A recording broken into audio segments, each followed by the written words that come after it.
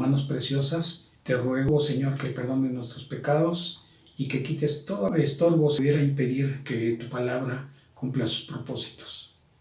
Te rogamos que a todos les des entendimiento de tu palabra, que abra sus oídos, que tu palabra quede sembrada en sus corazones. Te rogamos por aquellos nuevos creyentes, para que tú les des discernimiento, porque tu palabra nos dice que tu Santo Espíritu es quien nos guía a toda verdad. Te rogamos que sea de bendición para ellos, para que cumplan los propósitos para la cual envías. Te damos la gloria y la honra por todo ello, rogándote y agradeciéndote en el precioso nombre de Cristo Jesús, nuestro Salvador. Amén. Hoy vamos a tocar la Santa Cena. Abran sus Biblias, por favor, en Lucas capítulo 22, a partir del versículo 7. Llegó el día de los panes sin levadura, en el cual era necesario sacrificar el cordero de la Pascua, y Jesús envió a Pedro y a Juan diciendo: Id, preparadnos la Pascua para que la comamos. Ellos le dijeron: ¿Dónde quieres que la preparemos? Él les dijo: He aquí, al entrar en la ciudad os saldrá al encuentro un hombre que lleva un cántaro de agua, seguidle hasta la casa donde entrare, y decida al padre de familia de esa casa: El maestro te dice, ¿dónde está el aposento donde he de comer la Pascua con mis discípulos? Entonces él os mostrará un gran aposento alto, ya dispuesto, preparad ahí. Fueron pues y hallaron como les había dicho, y prepararon la Pascua. Cuando era la hora, se sentó a la mesa, y con él los apóstoles, y les dijo: ¿Cuánto he deseado comer con vosotros esta Pascua antes que padezca? Porque os digo que no la comeré más hasta que se cumpla en el reino de Dios.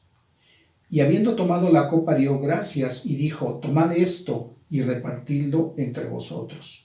Porque os digo que no beberé más del fruto de la vid hasta que el reino de Dios venga. Y tomó el pan y dio gracias y lo partió y les dio diciendo: Esto es mi cuerpo que por vosotros es dado. Haced esto en memoria de mí. De igual manera, después que hubo cenado, tomó la copa diciendo: Esta copa es el nuevo pacto en mi sangre, que por vosotros se derrama. El mismo pasaje, pero en Mateo capítulo 26, el versículo 28 dice: Porque esto es mi sangre del nuevo pacto, que por muchos es derramada para remisión de los pecados. Vamos a ver cuál es el pasaje que nos habla, donde esta celebración el Señor anticipa una explicación acerca del sacrificio que Él va a hacer y lo que representa. Y para ello nos vamos a dirigir al Evangelio de Juan, capítulo 6, a partir del versículo 14. Antes de empezar a leer, les comento cuál es el contexto. El Señor Jesucristo con sus discípulos procedió a alimentar a una multitud de gente que lo seguía. Fue el milagro de la alimentación de los 5,000. Ese es el contexto. El versículo 14 de Juan 6 dice: Aquellos hombres, y se refiere a los que habían estado presentes cuando el Señor Jesucristo efectuó ese milagro. Aquellos hombres entonces, viendo la señal que Jesús había hecho, dijeron: Este verdaderamente es el profeta que había de venir al mundo. Pero entendiendo Jesús que iban a venir para apoderarse de él y hacerle rey, volvió a retirarse al monte él solo. ¿Qué es lo que vemos aquí? Normalmente cuando el Señor tenía reunidas personas, Él siempre daba una enseñanza acerca del reino de Dios, acerca del reino de los cielos, acerca de la salvación o de otro aspecto que normalmente los fariseos le preguntaban, tratando de hacer que cayera en alguna contradicción o en alguna blasfemia según ellos, para acusarlo falsamente y poderle prender. Entonces vemos que estas personas, en lugar de atender a las enseñanzas que estaba dando el Señor Jesucristo, lo que les había llamado la atención era que Él había provisto de alimentos. Normalmente, ¿qué es lo que busca la gente? La satisfacción de sus necesidades. Y por eso lo primero que les vino a la mente es: lo vamos a hacer rey, nos conviene, porque entonces Él va a satisfacer nuestras necesidades. Cuando vio pues la gente que Jesús no estaba allí, ni sus discípulos, entraron en las barcas y fueron a Capernaum a buscarle. Versículo 25 al 27. Y hallándole al otro lado del mar le dijeron: Rabí, ¿cuándo llegaste acá? Respondió Jesús y les dijo: de cierto os digo, que me buscáis, no porque habéis visto las señales, esto es los milagros, sino porque comisteis el pan y os saciasteis. Trabajad no por la comida que perece, sino por la comida que a vida eterna permanece, la cual el Hijo del Hombre os dará.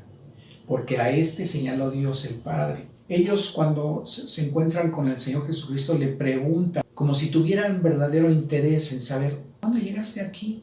Pero en realidad no ese era su interés, porque de inmediato el Señor Jesucristo, sabiendo lo que había en sus corazones y en sus mentes, lo que ellos estaban pensando, Él les dice que lo están buscando no por los milagros que hizo, no por las enseñanzas que Él estaba dando, sino porque se habían saciado al recibir el alimento que Él les había provisto. En el versículo 27, Él les está diciendo, trabajad no por la comida que perece, sino por la comida que a vida eterna permanece.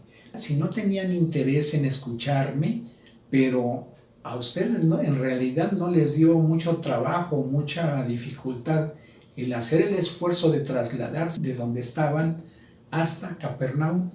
Y entonces el Señor les está diciendo, no se esfuercen por las cosas que ustedes saben que son necesarias en su vida cotidiana, sino esfuércense por el alimento que el Hijo del Hombre les va a dar y que es para vida eterna.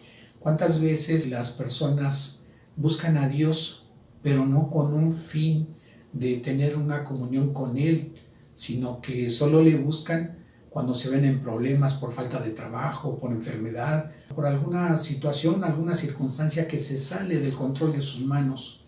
Entonces tratan de que Dios les ayude, pero la mayoría tienen lo que esperan y se alejan de Dios. No les interesa en realidad tener una comunión con Él, sino solamente satisfacer la necesidad para la cual lo buscaron. Y en ese sentido Él hace esta observación. Nos dice Mateo en el capítulo 6 del versículo 25 al 33, por tanto os digo, no os afanéis por vuestra vida, qué habéis de comer o qué habéis de beber, ni por vuestro cuerpo, qué habéis de vestir. ¿No es la vida más que el alimento y el cuerpo más que el vestido? No os afanéis pues diciendo, ¿qué comeremos o qué beberemos o qué vestiremos? Pero vuestro Padre Celestial sabe que tenéis necesidad de todas estas cosas. Mas buscad primeramente el reino de Dios y su justicia, y todas estas cosas os serán añadidas. Nos está diciendo Dios que primero tratemos de buscar una relación personal con Él, de comunión, y entonces no tendremos que estarnos afanando por esas cosas que son necesarias para nuestra vida cotidiana, porque Él aquí nos está afirmando que nuestro Padre Celestial sabe que tenemos necesidad de todo ello, pero cuando nos enfocamos a buscar el reino de Dios y su justicia, Dios nos va a añadir todas esas cosas. En Juan 6, 28 y 29 la Escritura nos dice, entonces le dijeron, ¿qué debemos hacer para poner en práctica las obras de Dios? Respondió Jesús y les dijo, esta es la obra de Dios, que creáis en el que Él ha enviado, o sea, al Señor Jesucristo, hay que creer. Le dijeron entonces, ¿qué señal pues haces tú para que veamos y te creamos? ¿Qué obra haces? Nuestros padres comieron el maná del desierto, como está escrito, pan del cielo les dio a comer. El Señor Jesucristo en el versículo 32 al 33, Él les dice, de cierto os digo, no os dio Moisés el pan del cielo, mas mi Padre os da el verdadero pan del cielo. Porque el pan de Dios es aquel que descendió del cielo y da vida al mundo. Ellos le están diciendo al Señor que se sienten orgullosos porque sus padres en el desierto recibieron el maná. El Señor Jesucristo les hace la observación que no fue Moisés el que les proveyó de ese maná, sino que están olvidando darle la gloria a Dios, porque Él es el que verdaderamente les estuvo proveyendo de ese alimento. En el versículo 30 están diciendo al Señor, ¿qué señal haces tú para que veamos y te creamos? ¿Qué obra haces? Eso también nos recuerda las palabras del Señor Jesucristo que están en Mateo capítulo 12, versículo 39, que nos dice, la generación mala y adúltera demanda esta señal. En el versículo 35 de Juan 6, el Señor Jesucristo les dice, yo soy el pan de vida. El que a mí viene nunca tendrá hambre, y el que en mí cree no tendrá sed jamás. Mas os he dicho que aunque me habéis visto, no creéis, porque he descendido del cielo no para hacer mi voluntad, sino la voluntad del que me envió. En el momento en que le dicen, bueno, ¿qué milagro puedes hacer más tú para que te creamos? El Señor Jesucristo les está diciendo que ante ellos Él ha hecho milagros, pero aunque lo han visto, aún así no le creen. Pero también en el versículo 37 Él les dice, todo lo que el Padre me da vendrá a mí, y al que a mí viene no le echo fuera. ¿Por qué? Porque todos hemos pecado.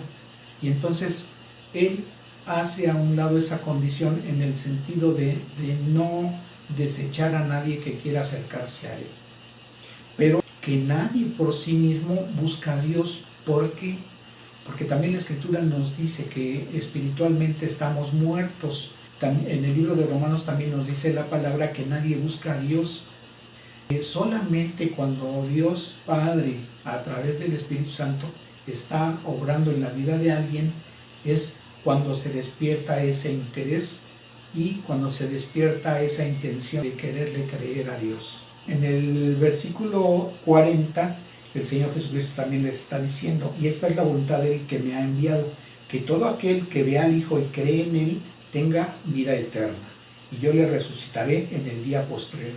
Y esto nos recuerda también lo que dice Juan 3:16, porque de tal manera amó Dios al mundo que ha dado a su Hijo unigénito, o sea, a Jesucristo, para que todo aquel que en Él cree no se pierda.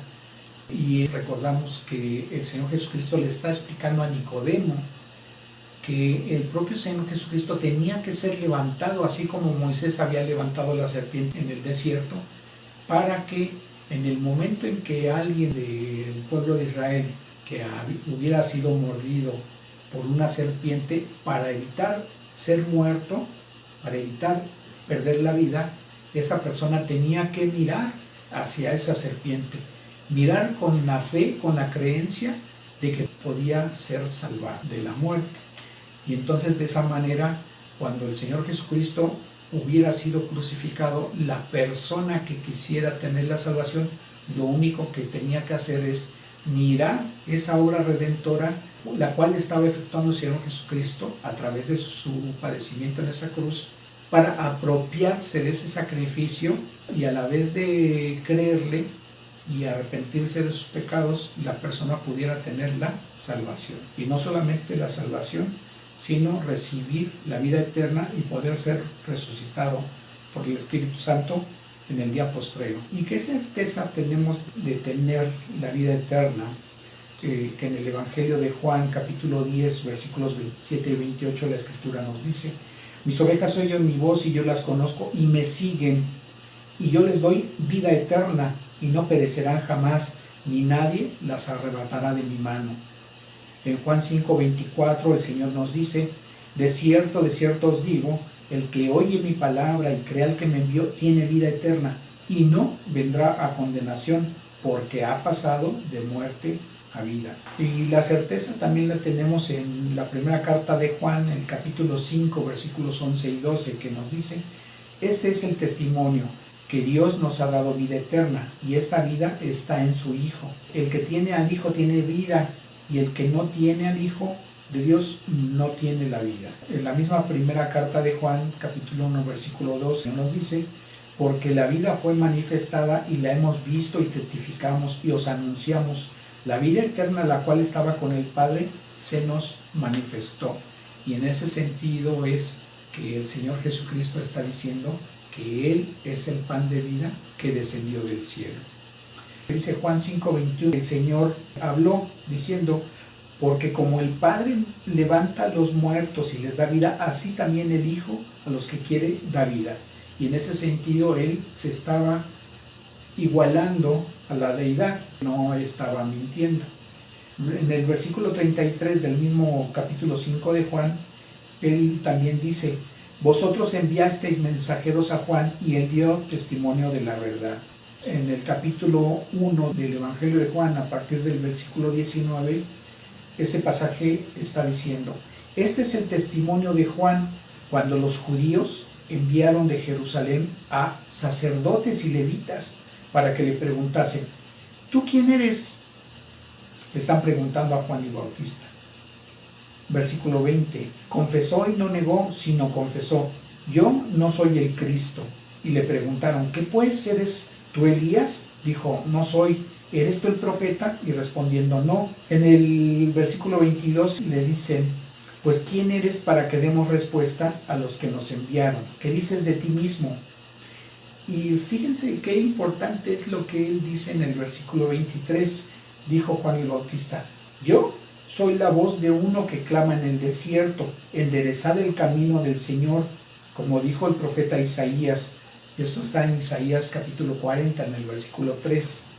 Voz que clama en el desierto, preparad el camino a Jehová, enderezad calzada en la soledad a nuestro Dios. Si en esa profecía el profeta Isaías está diciendo que iba a haber una voz clamando en el desierto para preparar el camino a Dios, porque lo está nombrando, dice: preparar el camino a Jehová. Y Juan el Bautista hace la presentación del Señor Jesucristo cuando dice: he ahí el Cordero de Dios que quita el pecado del mundo.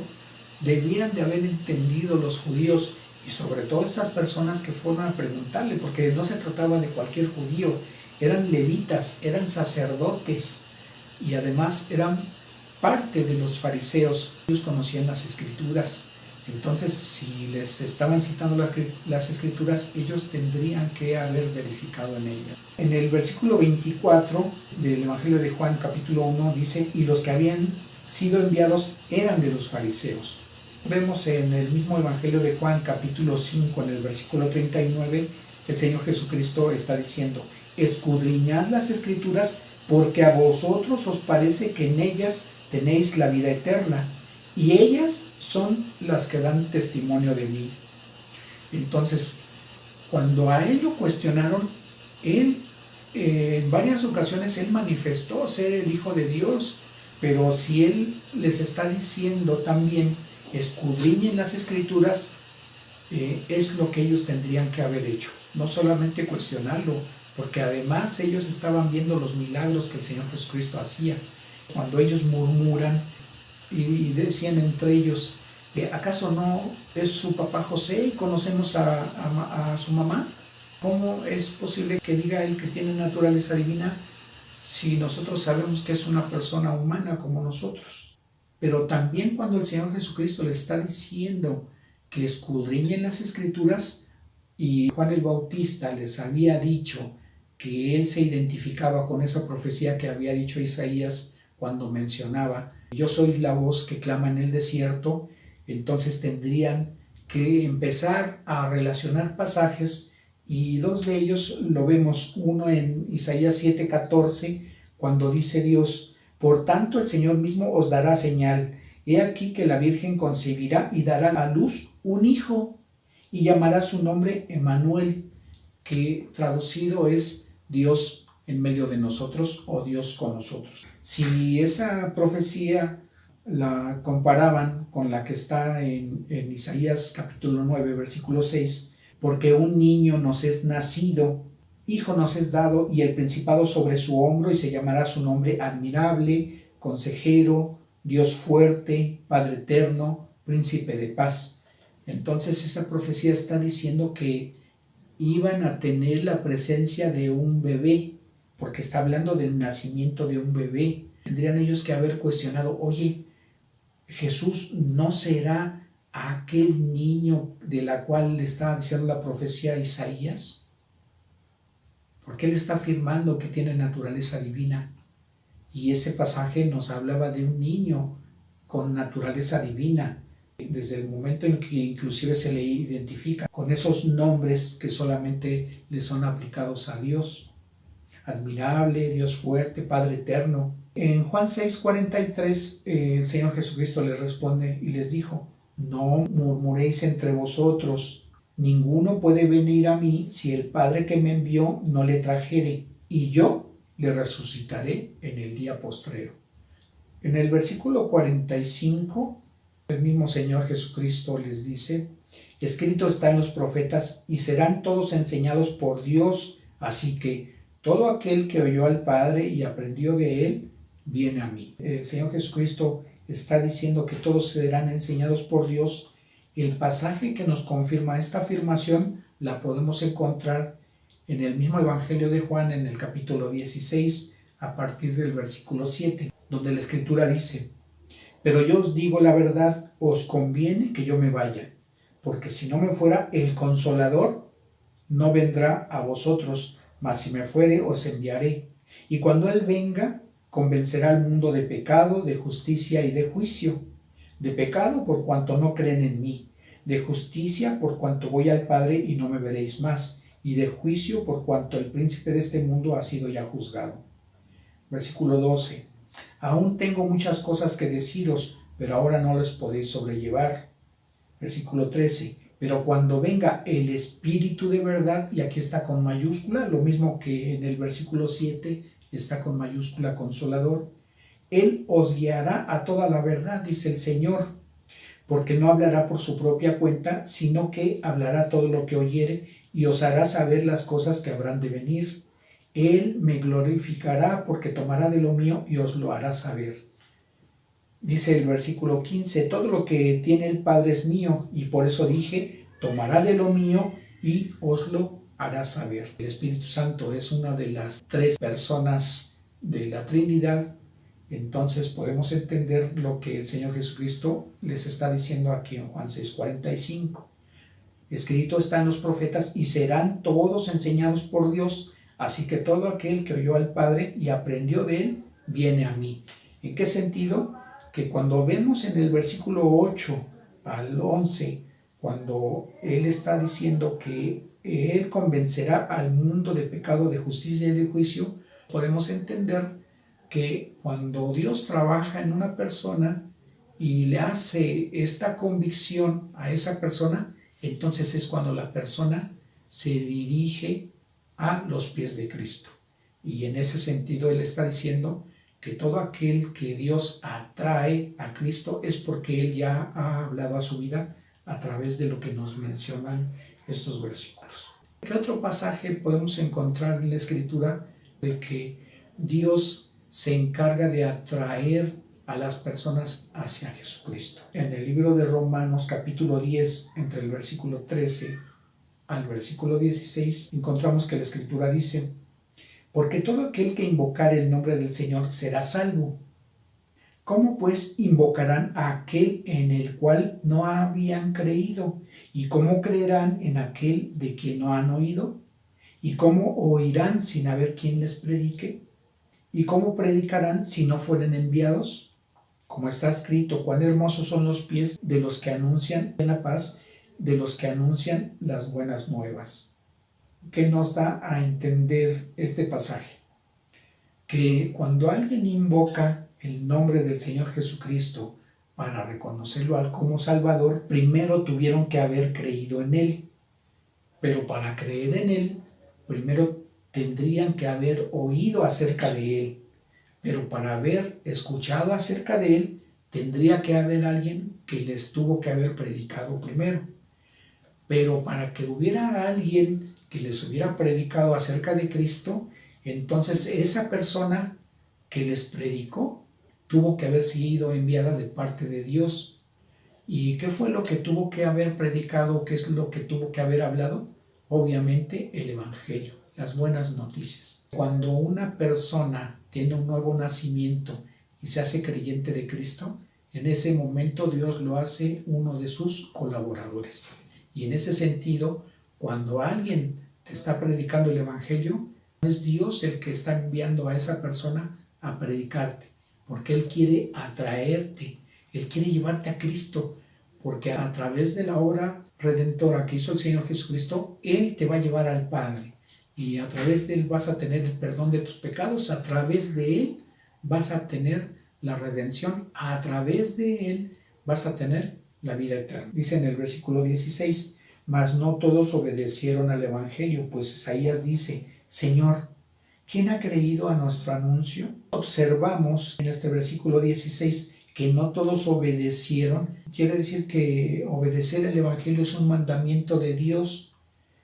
Entonces, cuando una persona no quiere creer, está desobedeciendo a Dios en ese sentido. Está rechazando el que Dios esté hablando a su vida, que Dios le quiera dar vida eterna, el que Dios le quiera dar el perdón de sus pecados. En Romanos 10:17 dice: así que la fe es por el oír y el oír por la palabra de Dios. Entonces, una cosa nos está llevando a la otra. En el momento en que una persona está escuchando el Evangelio, también Dios le da esa gracia, ese don de poder tener fe, de poder creer, pero la decisión no la toma Dios, la decisión la toma la persona. Dios te presenta la oportunidad de tener el perdón de tus pecados, Dios te presenta la oportunidad de ser salvo, pero tú tomas la decisión de creerle o no. Entonces, tú en ese momento estás tomando la decisión de que cuando mueras vas a pasar una eternidad en una condenación en el infierno o una eternidad en la presencia de Dios, gozando de sus bendiciones. Entonces, no debiera haber personas que digan, cuando uno les pregunta, oye, ¿y cuando te mueras, a dónde crees que vas a ir? Y la persona te diga, pues a donde me mande Dios, porque eso no es así. La decisión la toman las personas aquí, la decisión la toman las personas cuando les es presentado el Evangelio, porque de ellas depende a dónde se encuentren en la eternidad. Y no es Dios el que toma la decisión. Dios ya hizo la provisión por todo el mundo en el momento en que nos está diciendo Juan 3:16 que de tal manera amó Dios al mundo para que todo aquel que en él cree no se pierda, sino que tenga la vida eterna. Entonces, Dios está haciendo la provisión para todo el mundo. El que alguien le crea o no, el que alguien obedezca o no el Evangelio, el que alguien quiera creer y seguir a Cristo o no, eso no depende de Dios. Dios les está acercando todos los elementos, pero la persona es la que tiene la decisión de elegir a dónde se va. Quizá para las personas sean más importantes la vida que lleva o que está viviendo, pero ¿cuántos años puede vivir una persona? ¿40, 60, 80 años, 100 años quizá? Y después, ¿acaso no será mejor desligarse en ese sentido de lo que ofrece el mundo por unos 10 años, 20 años, quizá 30 años? Pero esa abstención que está haciendo la persona acerca de las cosas que ofrece el mundo, el beneficio que va a tener es que va a vivir por la eternidad en la presencia de Dios. En Juan 6:49, el Señor Jesucristo también les dice: vuestros padres comieron el maná en el desierto y murieron por no creerle a Dios, obviamente. Esas personas que estaban cuestionando al Señor y que le están haciendo mención que sus antepasados habían comido el maná en el desierto, se sienten orgullosos. Pero aquí el Señor Jesucristo les está diciendo que ese alimento era un alimento físico y que solamente era para sustentar sus necesidades en ese tiempo. Ese maná era la figura del pan que desciende del cielo y que nos da vida eterna. Él dice en el versículo 51, yo soy el pan vivo que descendió del cielo, y si alguno comiere de este pan, vivirá para siempre, y el pan que yo daré es mi carne, la cual yo daré por la vida del mundo. Entonces los judíos contendían entre sí diciendo, ¿cómo puede éste darnos a comer su carne? Pero fíjense, la palabra en griego, cuando se menciona comer, hace referencia a un ambiente de comunión. ¿Por qué? Porque las personas tenemos una forma de comer diferente a los animales, en el sentido de que cuando comemos debemos de dar gracias a Dios. En ese momento estamos entrando a una comunión con Dios porque estamos reconociendo que esa provisión de la cual estamos participando en ese momento la estamos recibiendo de parte de Dios, y en ese sentido estamos reconociéndole a Él y le estamos dando la gloria por habernos hecho esa provisión. Pero los animales comen por el instinto de conservación. Entonces esa es la diferencia. Porque, por ejemplo, cuando vemos en el versículo 53 y 54 del mismo capítulo 6 de Juan, el Señor Jesucristo les dijo: de cierto os digo, si no coméis la carne del Hijo del Hombre, y aquí de nuevo utiliza la palabra griega, y bebéis su sangre, no tenéis vida en vosotros. Pero en el versículo 54 el Señor cambia el sentido de la palabra, porque cuando dice el que come, y la palabra aquí en griego está haciendo referencia a la manera en que come un animal. El que come mi carne y bebe mi sangre tiene vida eterna, y yo le resucitaré en el día postrero. Muchos interpretan que aquí las dos palabras griegas que está diciendo, efectivamente el Señor les está diciendo que tienen que comer su carne, que tienen que masticarla, que tienen que tragarla y que tienen que beber su sangre, que literalmente está diciendo que eso es lo que tienen que hacer, pero no es así. El Señor en el sentido en que lo está diciendo es que con la misma necesidad que se tiene de tomar alimentos para subsistir, y en la misma forma en que se toman los alimentos para tener esa comunión con Él, debiéramos de comerlo a Él en ese sentido, en un sentido figurado, como asimilando esa misma necesidad para vivir. En el versículo 55 y 56, el mismo Señor Jesucristo les dice: porque mi carne es verdadera comida y mi sangre es verdadera bebida. El que come mi carne y bebe mi sangre, en mí permanece y yo en él. Como me envió el Padre viviente y yo vivo por el Padre, asimismo el que me come, él también vivirá por mí. Este es el pan que descendió del cielo, no como vuestros padres comieron el maná y murieron. El que come de este pan vivirá eternamente. Estas cosas dijo en la sinagoga, enseñando en Capernaum. Al oírlas, muchos de sus discípulos dijeron: dura es esta palabra, ¿quién la puede oír? Sabiendo Jesús en sí mismo que sus discípulos murmuraban de esto, les dijo: ¿esto os ofende? Pues qué si viereis al Hijo del Hombre subir a donde estaba primero. Y les hace la aclaración: el Espíritu es el que da vida, la carne para nada aprovecha. Las palabras que yo os he hablado son espíritu y son vida. Aquí el Señor Jesucristo les está diciendo que les está hablando en un sentido figurado, pero que tienen que asimilarlo a Él como si verdaderamente se estuvieran alimentando de su carne y de su sangre. Les dice el Señor: pero hay algunos de vosotros que no creen, porque Jesús sabía desde el principio quiénes eran los que no creían y quién le había de entregar. Y dijo: por eso os he dicho que ninguno puede venir a mí si no le fuere dado del Padre. Desde entonces muchos discípulos volvieron atrás y ya no andaban con él. Dijo entonces Jesús a los 12: ¿queréis acaso irnos también vosotros? Y respondió Simón Pedro: Señor, ¿a quién iremos? Tú tienes palabras de vida eterna, y nosotros hemos creído y conocemos que tú eres el Cristo, el Hijo del Dios viviente. En la religión católica les han inculcado a sus feligreses que en el momento en que celebran la misa y participan de la hostia, ellos creen una doctrina que le llaman la transubstanciación. ¿Y a qué se refiere esto?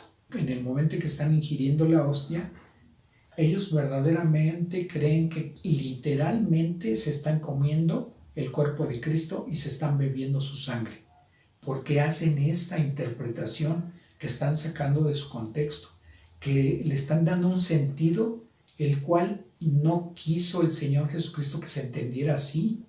Por eso Él aclara en el versículo 63, el Espíritu es el que da vida, la carne para nada aprovecha. O sea, les está diciendo, si me comieran, eso no les va a hacer provecho de nada, sino que el Espíritu Santo es el que da vida, y las palabras que Él estaba hablando son las que eran para espíritu y para vida. Primero, porque la hostia es un elemento que es fabricado. En segundo lugar, Dios jamás dijo que se practicara algún acto de canibalismo, y mucho menos que se bebieran su sangre, porque también en la Escritura nos dice el libro de Levítico, en el capítulo 17, a partir del versículo 10, la Escritura dice: si cualquier varón de la casa de Israel o de los extranjeros que moran entre ellos comiere alguna sangre, yo pondré mi rostro contra la persona que comiere sangre y la cortaré de entre su pueblo, dice Dios. Porque la vida de la carne en la sangre está, y yo os la he dado para hacer expiación sobre el altar por vuestras almas, y la misma sangre hará expiación de la persona. Por tanto he dicho a los hijos de Israel: ninguna persona de vosotros comerá sangre, ni el extranjero que mora entre vosotros comerá sangre. Y vuelve a reafirmar en el versículo 14: porque la vida de toda carne es su sangre. Por tanto he dicho a los hijos de Israel: no comeréis la sangre de ninguna carne, porque la vida de toda carne es su sangre. Cualquiera que la comiere será cortado. Y Dios no habla mentira y mucho menos se contradice. Así que la interpretación que le están dando en el catolicismo romano acerca de este pasaje no es correcto. Bueno, ¿qué podemos resumir de este pasaje que nos habla el Evangelio de Juan en el capítulo 6? Que ya de antemano el Señor Jesucristo estaba diciendo que nosotros nos tendríamos que apropiar del sacrificio de su cuerpo. ¿En qué sentido? De que Él estaba ofreciendo su cuerpo para el perdón de nuestros pecados y que su sangre también la estaba dando al ser derramada en la cruz del Calvario para que nuestros pecados fueran lavados. Dice Lucas en el capítulo 22 a partir del versículo 15: y les dijo: cuánto he deseado comer con vosotros esta Pascua antes que padezca, porque os digo que no la comeré más hasta que se cumpla en el reino de Dios. Y habiendo tomado la copa, dio gracias y dijo: tomad esto y repartidlo entre vosotros, porque os digo que no beberé más del fruto de la vid hasta que el reino de Dios venga. Y tomó el pan y dio gracias y lo partió y les dio diciendo: esto es mi cuerpo, que por vosotros es dado, haced esto en memoria de mí. De igual manera, después que hubo cenado, tomó la copa diciendo: esta copa es el nuevo pacto en mi sangre, que por vosotros se derrama. No les estaba dando físicamente a que se lo comieran, ni tampoco les estaba diciendo que se bebieran su sangre. El pan y el vino que estaba siendo consumido en esa celebración era solamente un símbolo. Ya de antemano, como vimos en Juan 6, Él ya les había explicado que tendríamos nosotros que asimilar el sacrificio que Él estaba haciendo de su cuerpo y el ofrecimiento de su sangre para el perdón de nuestros pecados, porque al ser derramada su sangre, eso nos iba a hacer sobre nosotros la expiación de nuestros pecados. Bien, Juan 3:16 nos está diciendo que de tal manera amó Dios al mundo, porque el Padre primeramente tuvo que estar dispuesto a que su Hijo fuera sacrificado por nosotros. El propio Señor Jesucristo estuvo dispuesto a ofrecer su vida para que nosotros pudiéramos tener salvación.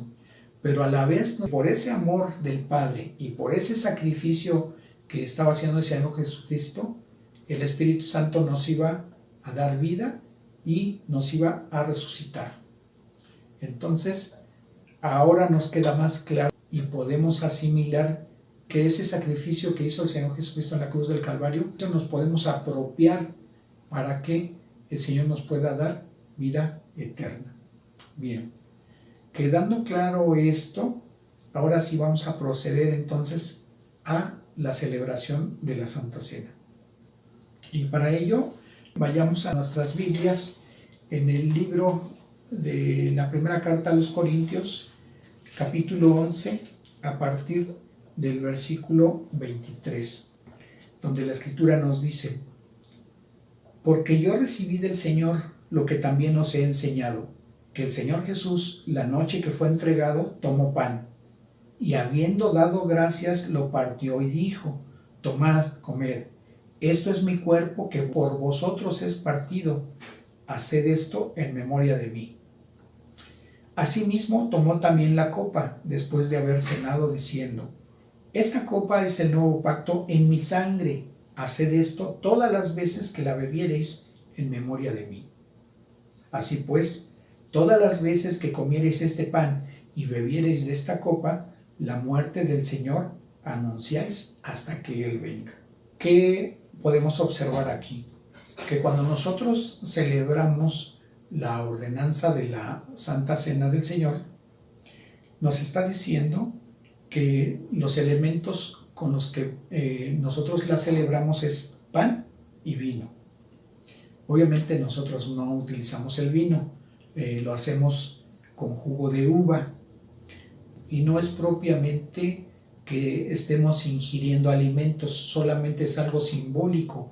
Primero, para recordar que Él puso de por medio su cuerpo y puso de por medio su sangre, para que a través de ese sacrificio nosotros pues la vida eterna. Pero también nos dice en el mismo versículo 25 que nosotros debemos de celebrar esta ceremonia en memoria de Él, para recordar lo que Él hizo por nosotros. Y también nos dice en el versículo 26 que todas las veces que celebremos esta ceremonia, lo que nosotros debemos hacer es anunciar ese sacrificio que Él hizo por nosotros. Vemos en el mismo pasaje que hay una advertencia, y leo a continuación a partir del versículo 27 en el mismo capítulo 11 de Primera de Corintios. De manera que cualquiera que comiere este pan o bebiere esta copa del Señor indignamente, será culpado del cuerpo y de la sangre de Cristo. Por tanto, pruébese cada uno a sí mismo y coma así del pan y beba de la copa. Porque el que come y bebe indignamente, sin discernir el cuerpo del Señor, juicio come y bebe para sí mismo. Por lo cual hay muchos enfermos y debilitados entre vosotros, y muchos duermen, refiriéndose a que ya murieron. Si pues nos examinásemos a nosotros mismos, no seríamos juzgados, mas siendo juzgados somos castigados por el Señor, para que no seamos condenados con el mundo.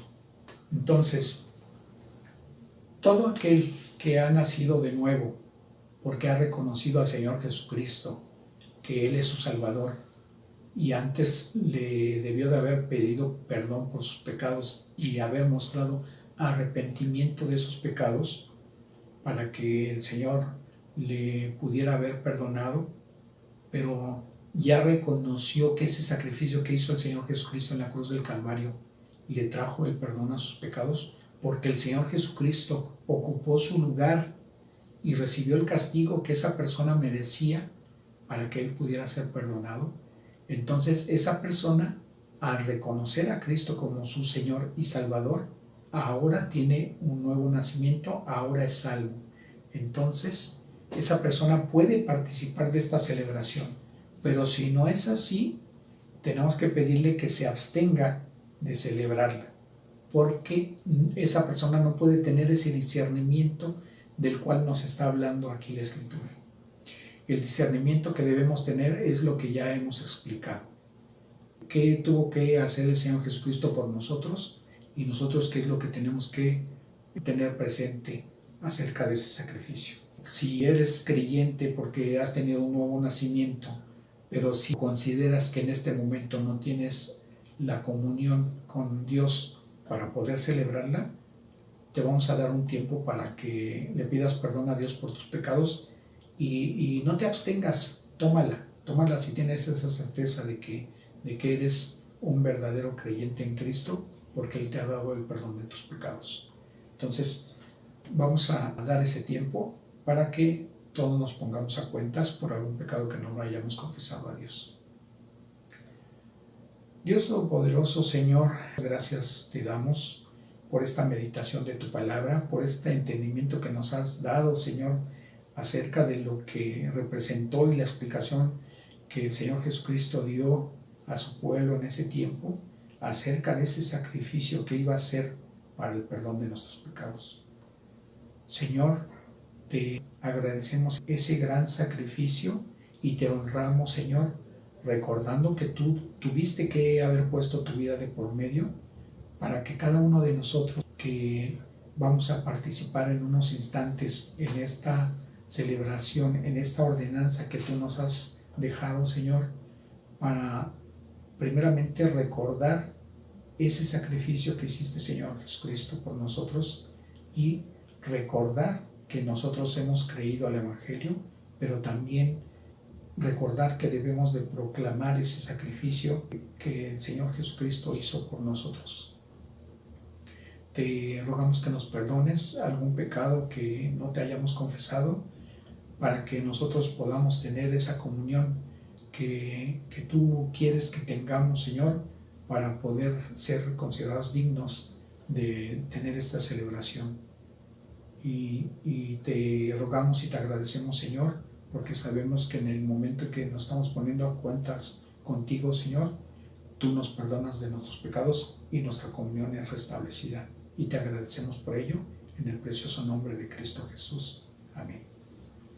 Entonces, dice 1 Corintios capítulo 11, versículo 23, porque yo recibí del Señor lo que también os he enseñado, que el Señor Jesús, la noche que fue entregado, tomó pan y habiendo dado gracias, lo partió y dijo, tomad, comed, esto es mi cuerpo que por vosotros es partido. Haced esto en memoria de mí. Comamos el pan.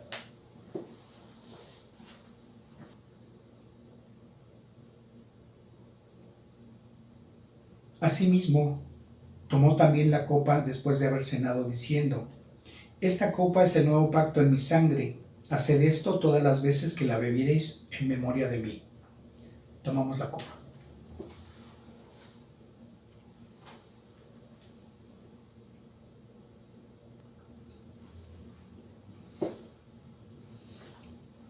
Así pues, todas las veces que comieres este pan y bebieres esta copa, la muerte del Señor anunciáis hasta que Él venga. Dios ha hablado a tu vida y te convenció de pecado, de justicia y de juicio, y quieres que Dios te perdone de tus pecados.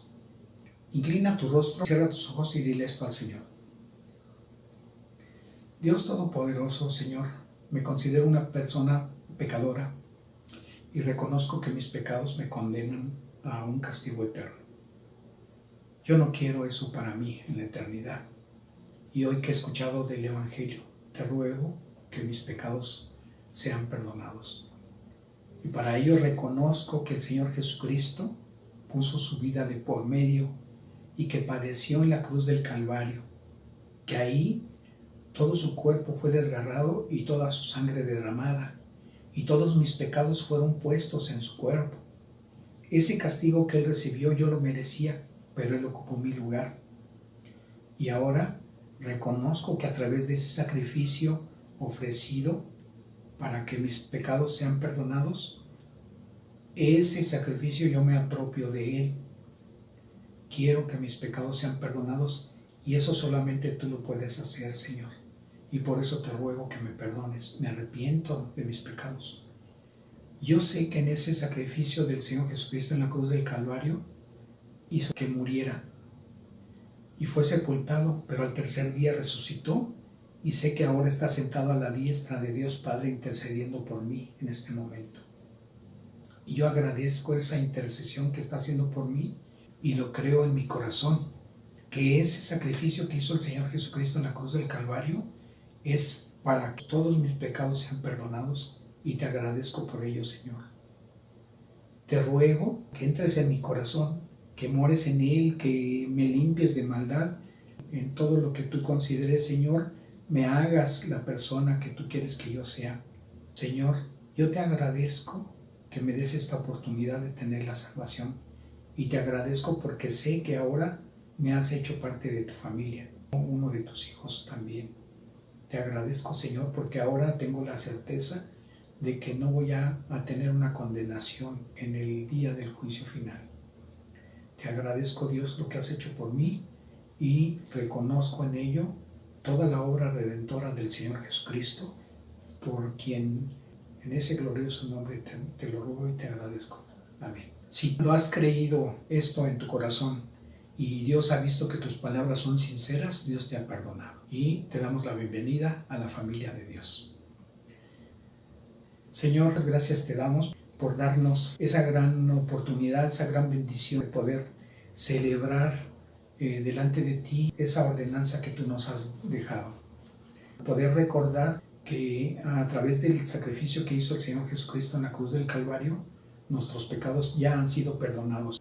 También te agradecemos, Señor, porque reconocemos que en nuestra salvación no tenemos ningún mérito.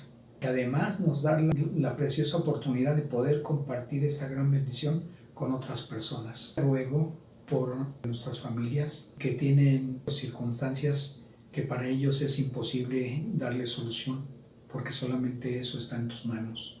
Te rogamos porque tú permitas que sigan gozando de salud. Te agradecemos la salud que tú nos permites tener. Para aquellos que no tienen un trabajo, te rogamos en tu bondad que tú les permitas tener uno. Te rogamos que no les falte tu provisión en la mesa. Te rogamos, Señor, porque tú nos sigas dando entendimiento de tu palabra y sobre todo, Señor, que tu palabra pueda ser difundida para gloria y honra tuya y para que puedan recibir tu misericordia muchas personas más, Señor. Te agradecemos el uso que nos permites hacer de estos medios de gracia para ser útiles en tus manos preciosas. Y te damos la gloria y la honra en el glorioso nombre que es sobre todo nombre, que es de nuestro Señor Jesucristo, por quien también te rogamos, Señor, tu bendición para todos los. Amén. Que Dios les bendiga.